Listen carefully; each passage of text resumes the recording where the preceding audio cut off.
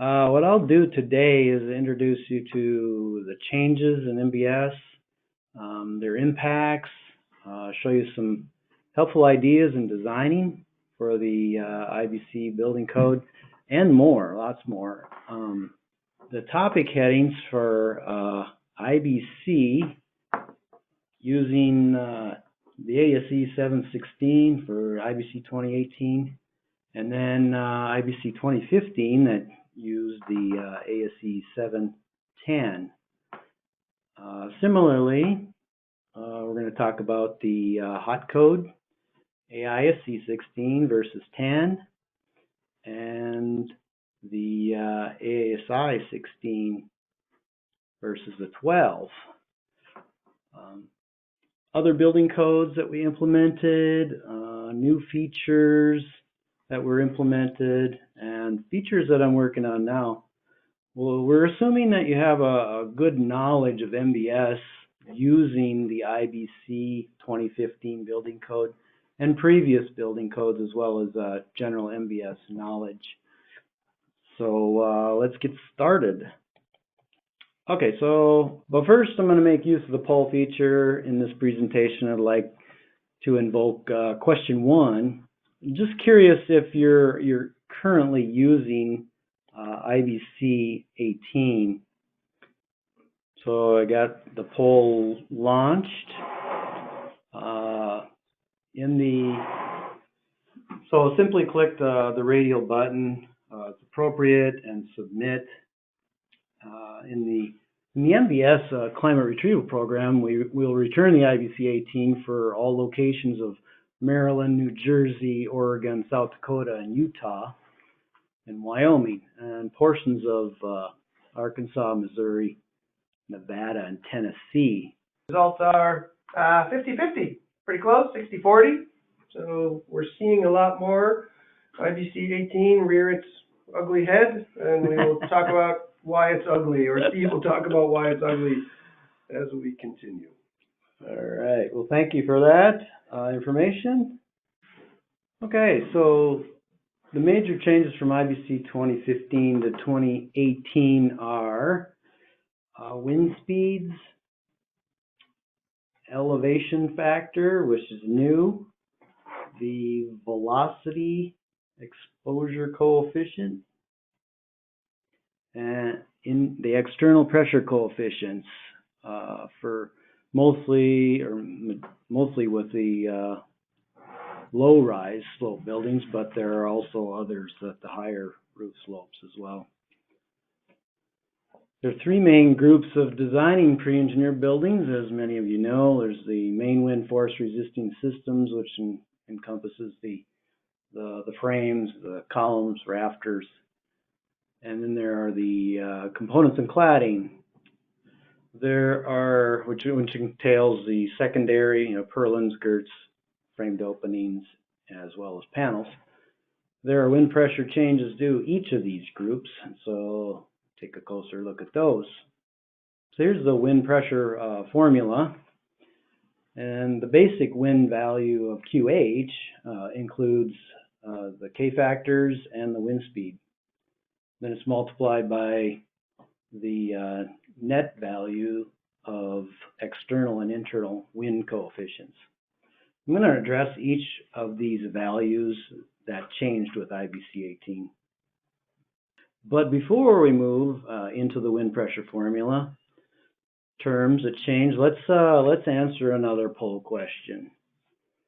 You may need to decide which building shape as either gabled or single slopes to use for your client, and have some experience on the weight differences. So let's consider these 2 building shapes, which has the same shape, length, wind speed, exposure, closure, with a roof slope of 4.76 degrees, which is a 1 on 12, and a low eave height of 35 feet.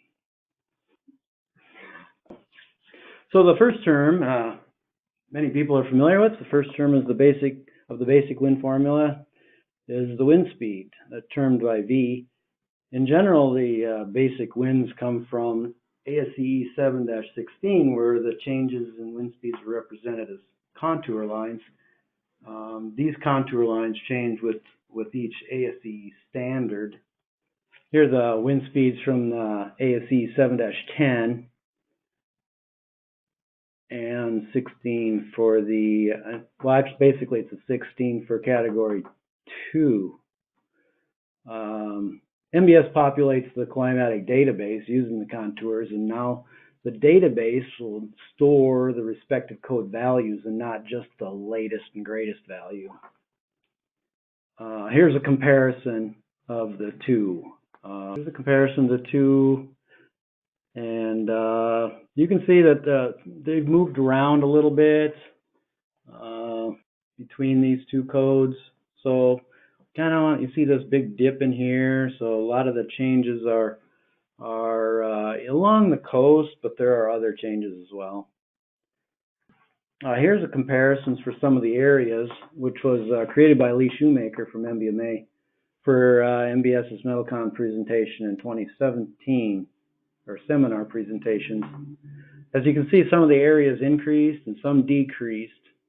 If you look at Miami, it increased only like 1 mile per hour. Okay, 169 to 170. Cleveland decreased by 6 miles per hour. So that was interesting. And Portland had the largest decrease of 13 miles per hour. And the largest increase was Tampa. Tampa, I think, had 4 miles per hour. So those kinds of comparisons are interesting to know with respect to our geographic market area. Here's the ASCE 716 category 3 wind speeds. In the ASCE 7-10, the occupancy category 3 and 4 was using the same map. I mean, they didn't change between the categories. But now they have 2 separate maps. So let's take a look at an easy location. Say the tip of Maine is at 110, and with the ASCE 7-10, it was 120. As you can see here, from the same contour for Maine, it has 115 for the next occupancy category 4, which ASCE 10 had 120. So the difference in contour lines, some go up, some go down. You might take some time to understand the differences in your market area. So the next term we're going to talk about is the KE, which is the elevation factor in the basic wind equation. Since elevation is now known in our climatic database, the reduction of KE is applied. So notice as the elevation goes up, the KE value goes down. If the elevation factor is not desired, then I suggest you just simply change the elevation to 0 in the climate retrieval program. Then the KE value will be taken as 1. Pretty easy adjustment on the input side. There's also a change of the KZ value in the basic wind equation. ASCE table 716, or the table 30.3-1 has these values. The exposure B with a height of less than 30 feet have been reduced, but only for components and cladding. So for main wind force, there was a footnote that indicates the value of 0.7 will continue to be used for the IBC 2015 and prior. Now let's focus on the components and cladding side of it with the external pressure coefficient. This term has the most dramatic change only on the components and cladding side of it. So here are 2 of the 3 ASCE 7-10 Gable building external pressure coefficient figures. Notice the right figure has the slope range from 7 to 27 degrees. So we're going to only focus on these 2 figures. There's one more with the 27 to 45, but let's focus on this one. For the envelope procedures, lots of changes here for the gable buildings for the roof slopes less than 7 degrees. Point 1, a new zone was added as the field or interior zone called 1 prime. Thus, for the larger building, this zone would be generally lower. Point 2, the red values are ASCE 7-10 GCP, external pressure coefficient curves. There's significant change when going to the ASCE 7-16 for low slope gable buildings, and all are increasing. Point 3, notice that the pattern zone, or the layout of the zones has a L-shaped corner zone, and it's also a function of the building height. Now recall the determination of the zone dimensions in previous codes was also, height was also a consideration, as well as the plan dimension, but here it's specifically just the height of the building. So if you recall, the determination was 10% of the least horizontal dimension, or 0.4 times the height, but not less than 4% of the least, or 3 feet. So quite a bit of change there on the layout of the zones. One of the confusing aspects of that is as your buildings get some odd shapes, very tall, very narrow, for example, the zone areas start to overlap each other. Likely these were situations that were never addressed in the research that caused these changes in the code. And so you will find some circumstances that you will likely get something in following the letter of the code that as an engineer you might look at and go, yeah, I don't think that's right. Yeah. But there is always these up to engineering interpretation issues with codes, especially when they add new functionality like these L-shaped zones. So taking those L-shaped zones, they added a figure that, well, this is in the commentary, 30-1, which shows you the different potential patterns based on the dimensions of the building. And this, I believe, is an attempt to prevent some of those overlaps. But even with the last figure and a really, really small building, 5 foot by 5 foot, you're going to run into a potential issue of overlap. So you may need to adjust a few things in the roof design input file. Let's take a look at the comparison of low slope, single slopes. There's a little bit of uncertainty, at least in my mind. I'm not sure about you guys, but we have the left figure for gable buildings and the right figure is for single slope buildings.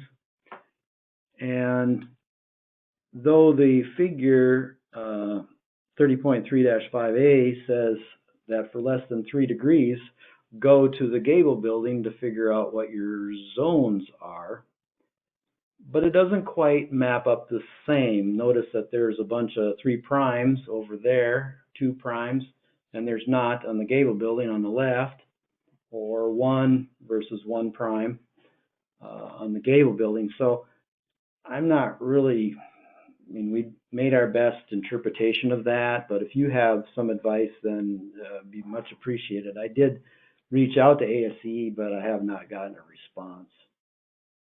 So wind slope patterns are a little more complicated. Then let's take a look at the next figure.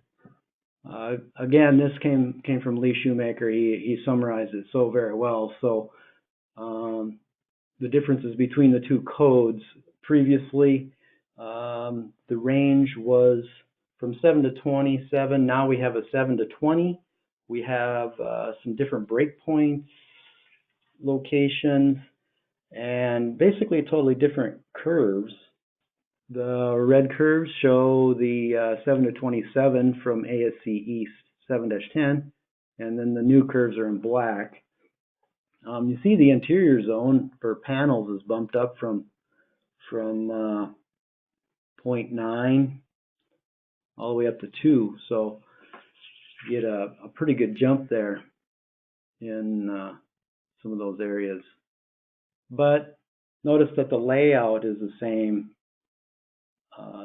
Same use of the A dimension, and it has the same grid pattern.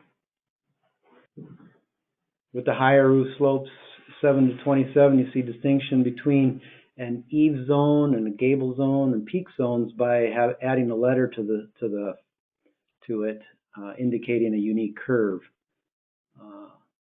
Similar changes exist in the 27 to 45.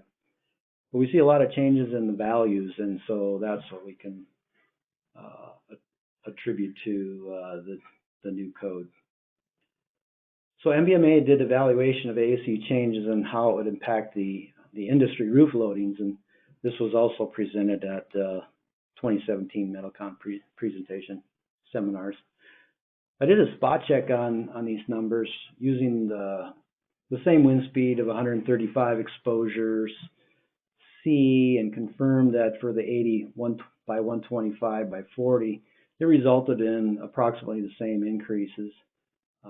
Since the changes in wind speed values were not relevant, we can surmise that the largest changes were in the external pressure coefficient. Yeah, so here's just a table, the summary. You see that a lot of large value positive changes, positive value changes. And then that was for panels, and this is for purlins. A little smaller differences in purlins, but nonetheless changes for us. Percent equates to amount of increase over the previous code. Correct. So you saw some was increasing 30%, but some was increasing 150. Yeah. So low slope buildings, they took a look at these sizes of buildings, total of 12, and then they took a look at them per locations for each exposure B and C. So here was the good cross section of the country, mostly in the south, but then took a look at a few of them in the north as well. And the wind speed comparisons, as we kind of looked at before with category 2. And so here's one comparison for a smaller building, 40 by 60, in comparison to 160 by 250 for different elevations or heights for the city of Miami. And so the larger numbers in there, 2,000 something, is the weight of the roof. Purlins only, purlins and eave struts probably only. Right. So you get an idea of, in 2010 or ASCE 710, a roof weighed 2,235 pounds, and just changing to the new building code added 650 pounds to that roof.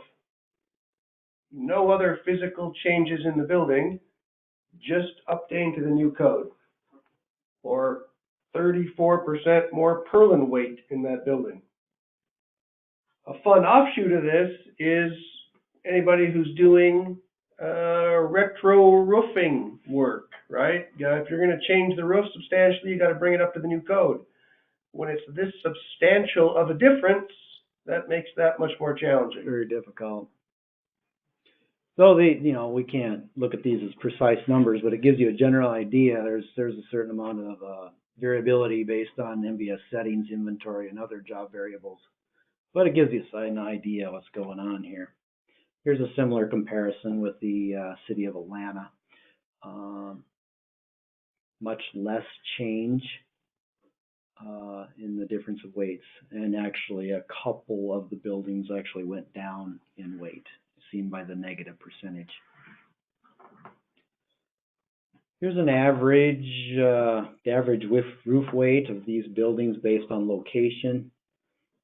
So you can see that, you know, Tampa Bay took a pretty good hit, Miami took a hit, Chicago and Boston went down for exposure B. Worst case, on a 80 by 125, we see almost doubled the weight on a Miami job with a height of 40 feet. So let's go back to our poll question. Which secondary is lighter?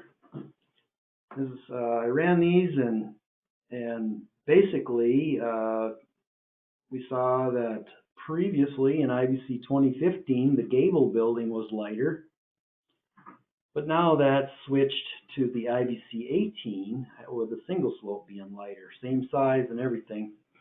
The difference in weight between the same code but different building shape was about 2,000 pounds or 20%. But going from the IBC 2015 Gable building to a IBC 2018 Gable building, we see a positive 45% increase. You know, and that's with the single slope being constant, because you notice that we were over 3 degrees, so we were left with the external pressure coefficient figures that remained unchanged between both codes. So you might choose a single slope building if you have a choice on the building shape for 2018. So going back to that poll, so 50-50 on the guess there. If we want to make you all feel good, we could say those of you from 2010 that chose Gable were right, but those of you that chose 2016 single slope, you were correct. But a significant difference. If you're going to sell a building and have that building weigh 2,000 pounds less just in the purlins because you switched from Gable to single slope, that's a big impact on price for seemingly a typically random option. Yeah. Usually we're picking those because of expansion or because we want to control the water going one way or another, but now we need to take weight into consideration. Okay, so basically the IBC enhancements and ASCE information has been published. It's been out there for some time now because some of you are already using it. Here's the enhancement numbers related to that code. Also, one footnote that there were very, very minimal changes related to seismic that were implemented with this code. If I missed something, let me know, but you can activate this code by downloading the latest programs and files from the FTP site. There's no other setup involved other than to review the code files for your own purposes, and the seismic values were placed in the code.year file, so there's no need to revise your DS constants file, which is a database file that housed a lot of the older code seismic settings. A few new features that I'd like to show with respect to wind zones, but first a recap of the wind zones from Metalcon 2017. So we did a through fasten panel screw spacing optimization to satisfy pull out, pull over, and screw tension, provided a drawing to show the density, then improved the corner zones from full bay to partial bay purlins to get a lighter solution. And finally, the standing seam panel, ASTM E1592, for testing data load table limits.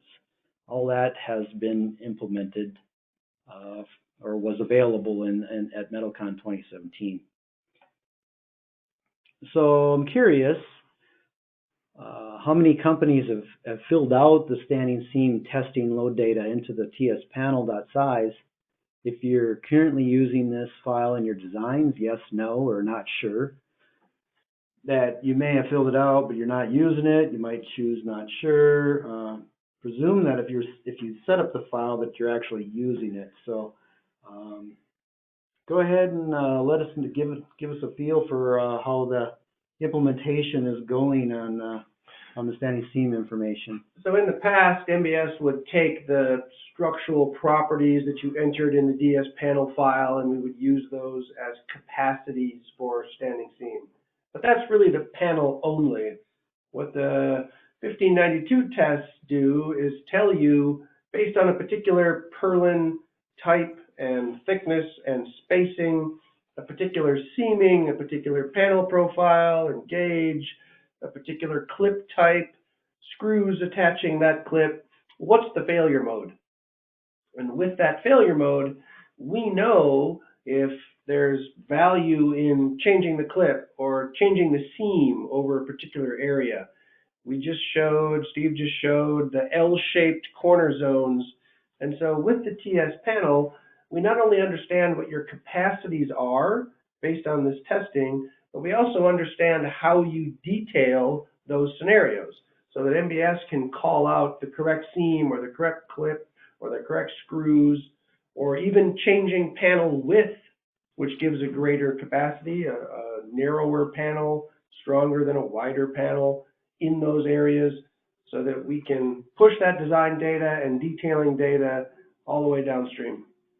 Up on the FTP site, there is 3 maybe standard or TS panels that we've developed under the names of, we'll just say, national component companies. Some of you may or may not buy from, but all of you probably have their manuals that show how they detail and how they design things. So you will see references to those part numbers in those files, and that's a very good starting point for you. If many of you likely lease the standing seam system that you're using, if you're rolling your own from one of these companies and paying them to do the testing. So you would have similar products, maybe a slightly different name, and that'll accelerate you to get going on that. Really is a big improvement in how that especially corner zone framing plays out. So we added Gable and Eave extension zones, which are an extension of the building roof surface in this program enhancement. So we got the standing seam clips, and we got the screw spacing designed and detailed and drawn. We included that on the zone drawing as well. So here's a picture of the Gable extensions. We have the left Gable extension. There are 3 zones, one near the eave, and then an interior, if you will, on the Gable extension, and then the top at the bottom one as well. Same on the right. Here's a picture of the eave extensions. Same. We got a left zone, a middle zone, and a right zone for each wall. Here's an MBS zone drawing. It shows, the rectangles that represent the pressures and suction values for the purlins of panels. In this example, we had an IBC 2018 with an L-shaped zone in the corners with Gable and Eave extensions. The Gable extensions on the left end wall and the Eave extension on the front sidewall. You can see that these 2 extension types will consume those L zones. So it creates a narrower zone on the enclosed portion of the building. We've added in 2019, we added a new drawing called Zone Wind, which is available for the zone pressures and suctions in Program Enhancement 6.19.2. So there's a little bit of setup involved, set up the drawing control, and there's an activation for the table. This is like what you saw in the DesCalc output. And so basically you're extending that to a drawing so that you can put your logo and include that as part of your drawing set. This is just the zone drawing, except in the upper right-hand corner has the pressures. There is the same TDF option available with this drawing to be able to factor the wind pressures. I suspected I might get that question, so I activated that feature as well. Just completed it a couple hours ago, actually. So what's next for wind zones? We have canopies and fascias, which we may want to apply wind zones to. May want to look at soffits, not really sure. But anyway, first step is to be able to design and detail those and be able to send those values and areas to extension drawings. AISC changes from 16 to 10. Here's the specification. 3 basic changes with respect to MBS. Web shear capacity, axial capacity for slender sections, and a minor change to the flexure in tension flange yielding and for slender tubes for web local buckling. So more shear capacity. Now, this is kind of a hair-raising concept. According to the AISC 16 commentary, section G2, the web shear capacity has taken into account post-buckling strength that develops due to web stress redistribution. This change in the shear formulas only applies when tension field action is not used or developed. Here's a figure, figure C-G 2.1, shows a relationship between 2010 and 2016, where H is the web depth and TW is the web thickness. That gives us our H over W ratio. And then the coefficient, the reduction coefficient for shear. So the ratio just over 60 is going to be a value of 1, and once we start to deviate from that point, then we see how dramatically it's changing with the 2016 having a higher CV value, which results in a higher shear capacity. Here's a quick comparison, taken basically right out of the enhancement, talking about the called VN of 16 is the ratio, or the shear capacity in 16 versus 10. And you see for an 18-inch web depth, you get an 1/8-inch web, you get about twice the capacity as you did before. And as you increase your depth, that ratio doesn't double, but it's increasing. For a section with slender elements, Axial, so Axial changed before they were using the Q and reducing the critical stress, critical buckling stress, and now we're using the effective width. Basically, you get the B value out of the table in chapter B, table for effective width. So in AISC 10, we use the gross area, and then we reduce the FCR, the critical buckling stress. So you see the Q term is right here, and here, and here. In AISC 16, we use an effective area, which uses the effective width, and the calculations for the effective area we provide in our WCheck output, so you can see those calculations.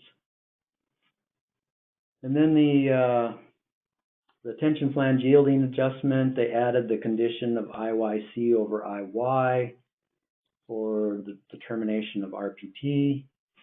So basically it's right here. Just wanted to show you where the condition was added. And then they added also RPT can equal 1 when you're less than 0.23. I think this is pretty rare for us in our industry, other than maybe a crane beam. So actually it would be larger than that anyway. So yeah, it's pretty rare, I think, that we're going to get RPT equal to 1.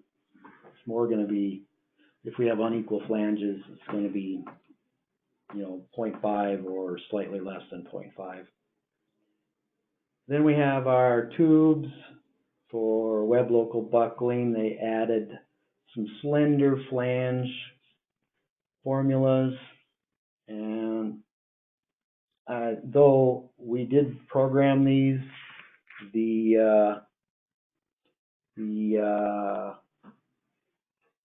rarely see where these flanges are or sidewalls are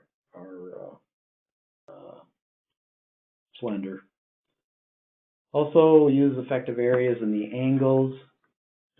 They removed 2 elastic buckling formulas for the use of double angles, and most importantly, the unequal leg angles were included in the AISC, but MBS made some pretty major revisions in terms of considering those unequal legs, and so we've included that in the W check output as well. So yeah, we're using effective areas now. We previously had a lot of focus on the geometric axes of the angles, but now pay a little bit more attention to the principal axes, the W and the Z axes. We also had some changes for the back-to-back angles for wide openings as struts, and talked briefly about those as well.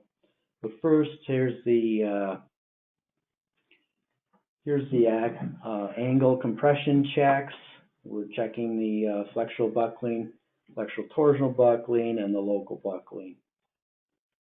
For bending, checking the yielding, lateral torsional buckling, local buckling, and for both the major principal axis W and the minor principal axis Z.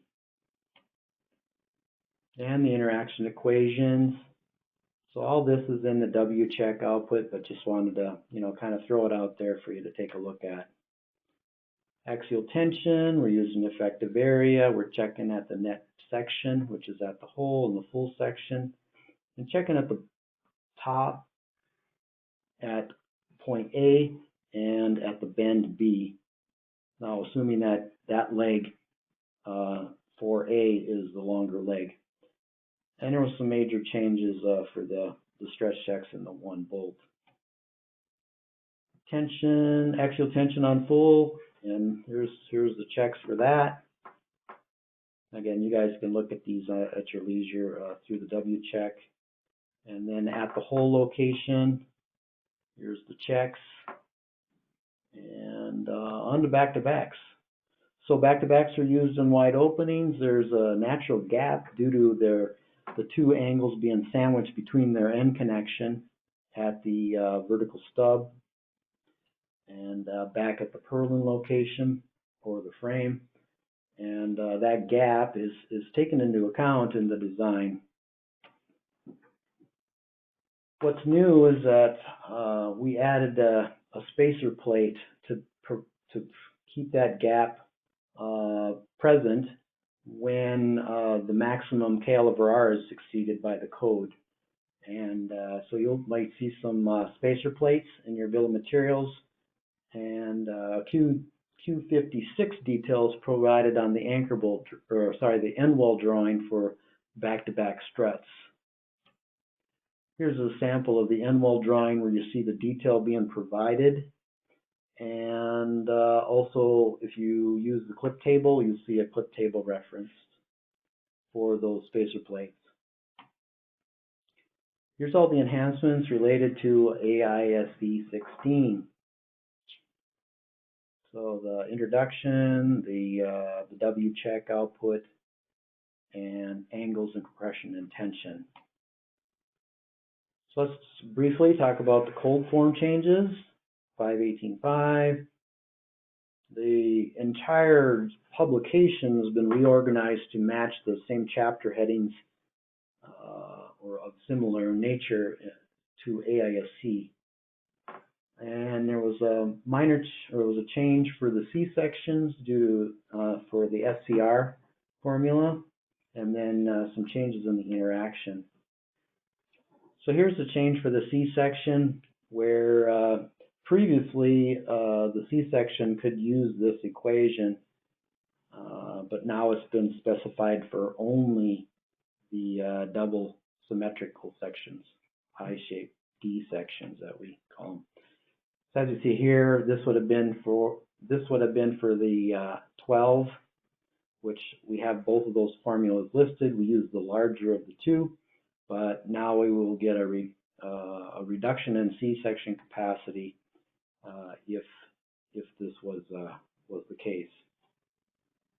Here's the interaction equations. From the 12 to 16, we went down to one equation versus we had 3 before to take a look at, and the latter one down the bottom was only if the axial ratio was less than 0.15. So those are the structural code changes, both hot and cold. Moving into new building code stuff, more of the overseas clients or possible shipping buildings overseas. There was some changes to the Eurocode that we made, so you might make note of the revisions to these two enhancements, 707.4 and 5. We activated the Canadian NBC high-rise wind loading, and the new Indian code 2015, as well as we just completed the Korean building code, the 2016, with several enhancements talking about the wind, snow, and size. Some new design features that have been implemented. I just wanted to kind of throw them out there, take a look at them. Some requests have come from California that they wanted to use the ultimate wind speed for deflection. So Program Enhancement 119.1 showed you how to do that. I'll go through in just a little bit more detail after I give you the summary here. The second one's panel dead load to be used only as self-weight. So when a dead load is used, then we'll grab the self-weight from the DS panel file. Roof bracing deflection load combinations were implemented. Longitudinal wind bracing option to transfer forces to interior rigid frame columns. And we'll call them anchor bolts. Ability to have more than 2 rows of anchor bolts. That, I guess it's not limited to end wall column. We also did it for soldier column as well. No, soldier column already had the ability to do that, I think. Anyway, end wall column rafter actions are viewable graphically. So that stimulated a revision to PE 5038. And then rigid frame additional column bracing, or additional brace locations. So we've completed this enhancement. It hasn't been posted yet, but the feature is active and available. So let's talk a little bit about how to activate each one of these. So the ultimate wind speed can be used. Here's the command that you would enter into your code.ur file. That will get you a wind ratio, deflection load ratio of 1 for wind. This will be active for all design and detailing of all members in MBS. Here's the panel self-weight.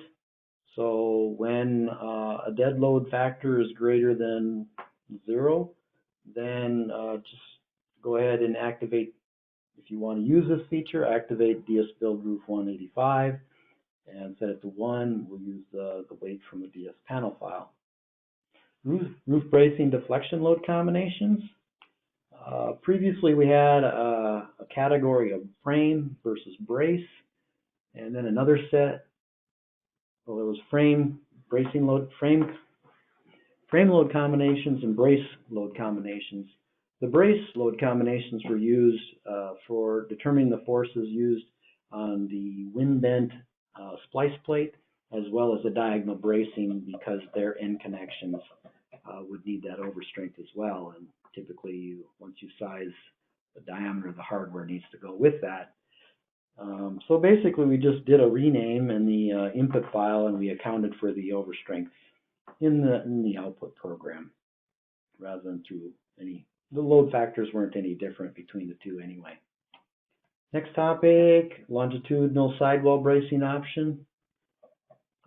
This would be available through the building input editor screen, as I indicated by VIE on this screen. So either one or more sidewalls can be released. It might be typically used with T-frame or T-hanger type buildings, basically where the wall, the sidewall is not available for any sort of wind framing. Number of anchor bolts, so here end walls and soldier column anchor bolts can up to a number of 6, but obviously the depth of the column is also a limiting condition for the number of anchor bolts. Here's a brief, here's the screen for the end wall actions viewer. You can view end wall columns. You can select whether you want to look at the end wall frame as a whole, or take a look at a out of plane action on an end wall column. New control in the rigid frame input file. This is what I was mentioning about the added brace location. So indicating other than what is already braced via Gertz flange braces, there may be other reasons that the rigid frame may be braced that we may not know about. But we decided to populate what we already knew based on past and some improved behavior as well. So this is what the input line looks like in the rigid frame input file. We also have commentary information at the end of the input file that tells you if a record was populated by MBS, what it was due to. We have automatic rules for cranes. Previously, there was a frame 169 that said whether interior columns were braced by the crane system, top running crane systems. This setting has been expanded to sidewall columns as well, and it affects the minor axis inside flange only. For floors, we created a new DS build setting to kind of emulate what we did with cranes. You have the ability to turn this on or off with that setting. It is also for the sidewall and interior columns, and it sets the minor unbraced length for the side of the column that the beams are perpendicular on, and they're located. And we located these records or settings on a conservative nature, because we don't always know what's going on with the floor. Here's a quick plan view of seeing what we would set those values to, N or Y, as to whether it was braced or not, for two different joist orientations. We also have automatic rules for the end wall girt when you're connecting to a rotated interior column, and it will set the minor axis for the outside flange. Automatic rules for wind bents and columns that are directly attached. There's no DS build setting currently. It applies to all wind framing attachments, and it braces the minor axis outside flange. So that's it with some of the new design features that are currently active and available to you. One design revision that I thought it was important to note was the P delta setting that MBS uses for rigid frames for the IBC codes. The two settings are direct analysis or effective length, and these were the two enhancements that were for the two AISE implementations or uses of those. And so what is the change?